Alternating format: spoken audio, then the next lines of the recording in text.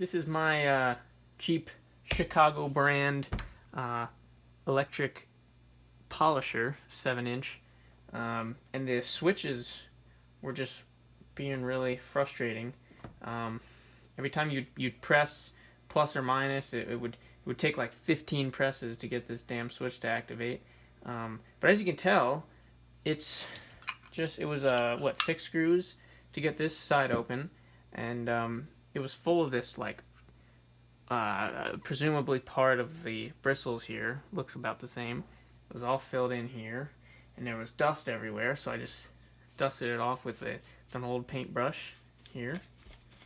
And I know this is not your typical audio repair or what have you, but I just wanted to kind of show that there's certain aspects of repairs that I find are similar. So, I'll be working on a speaker and there's some commonplace that it's, relates to an amplifier or, even in this case, one of these boards, one of these switches.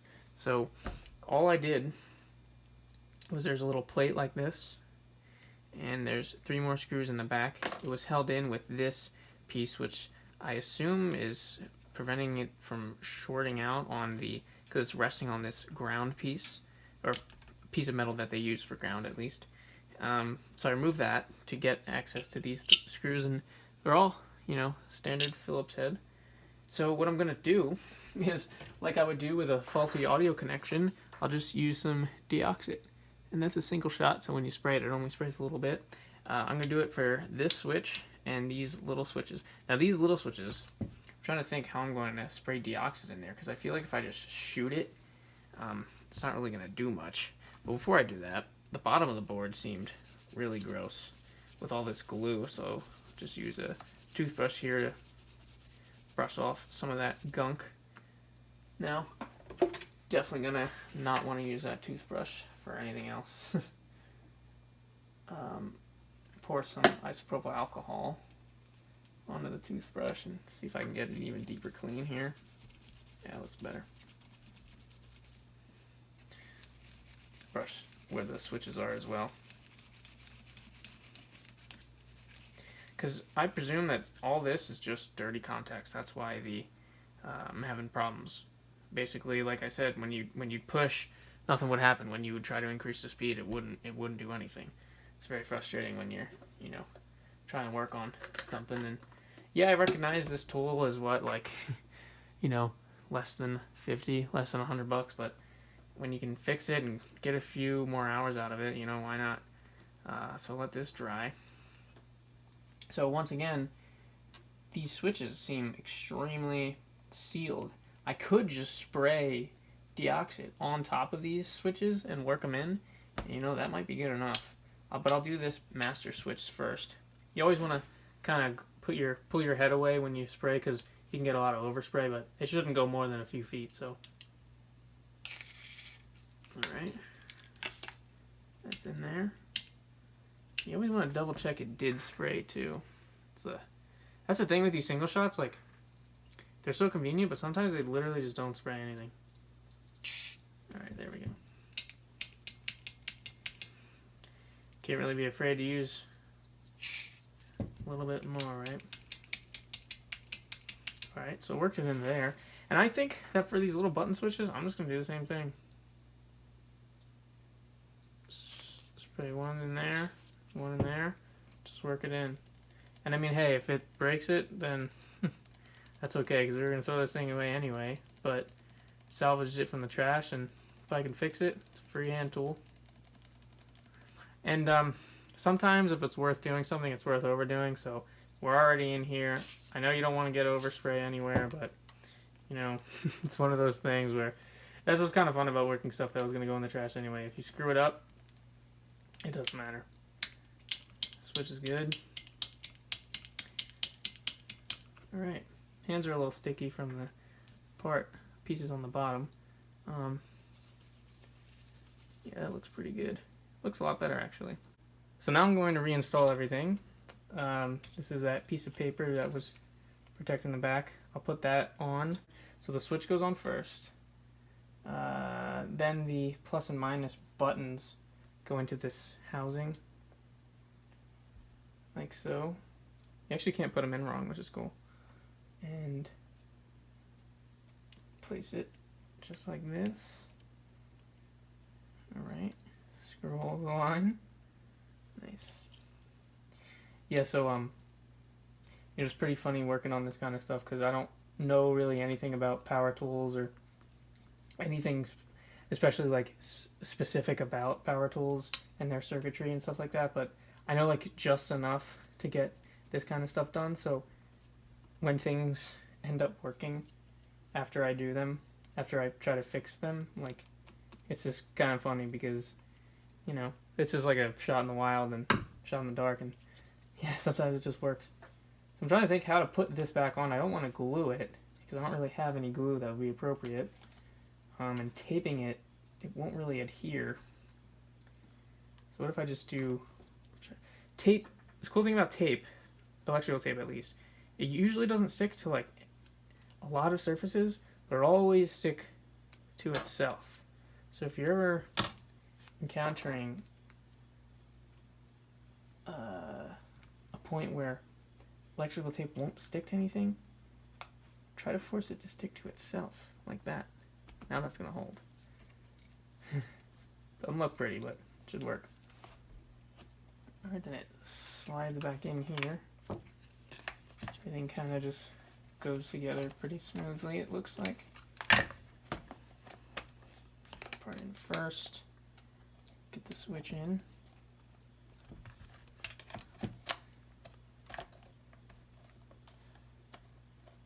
Looks like you gotta get everything just right.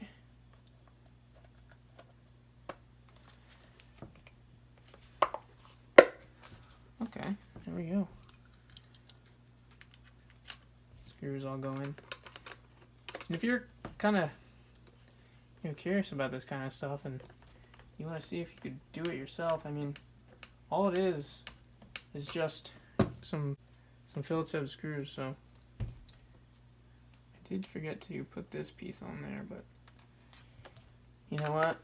Everyone makes mistakes. I try sometimes when I make mistakes in videos, like I'll just leave them there because, and I'll, actually a few repair guys that I watch do the same thing.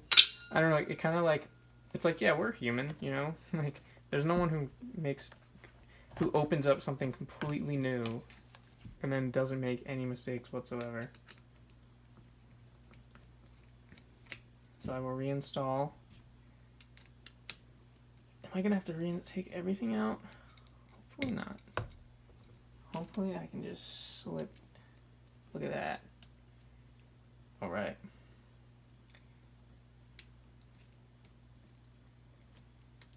Is that good?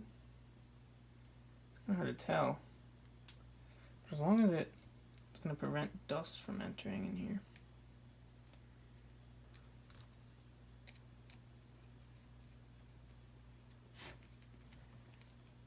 Quiet night today. Yes, a quiet night today. Now it's a relaxing evening. Just thought I would try to fix this.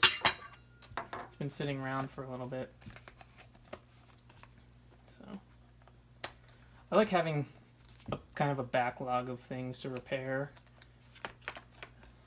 Because sometimes if I just have like one thing and then I fix it, I almost like don't want to finish the job because then it's like I have nothing else to repair. Unless it's something like a speaker or something which I get to enjoy. But yeah, this was definitely something lying around. I've had so much time to do repairs, you know, with lockdown and stuff like that. And so I think a good rule of thumb is to not put all the screws in until you're completely ready to, until you're positive everything's going to work. But I mean, realistically, if this doesn't work, there's not much else I can do. Right? Like, I don't know too much about this stuff. Power tools and their circuits. Seems quite simple though. So I'll just put every screw back in, which is just probably something I'll completely regret. That's okay.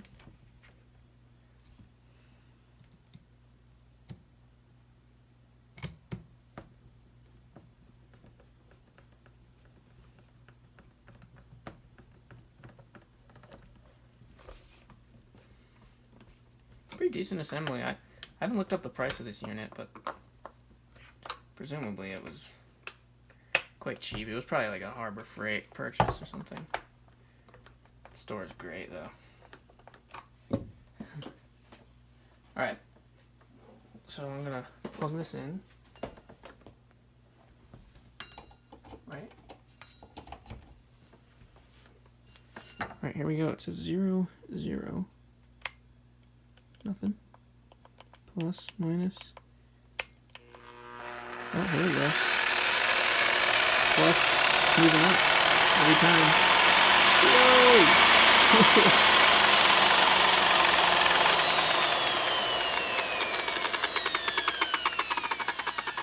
Let's see what happens when it completely stops. It's still at 10.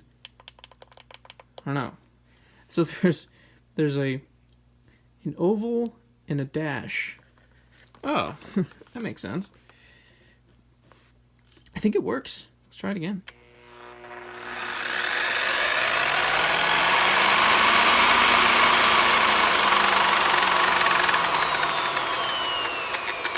All right. I think that was a successful repair.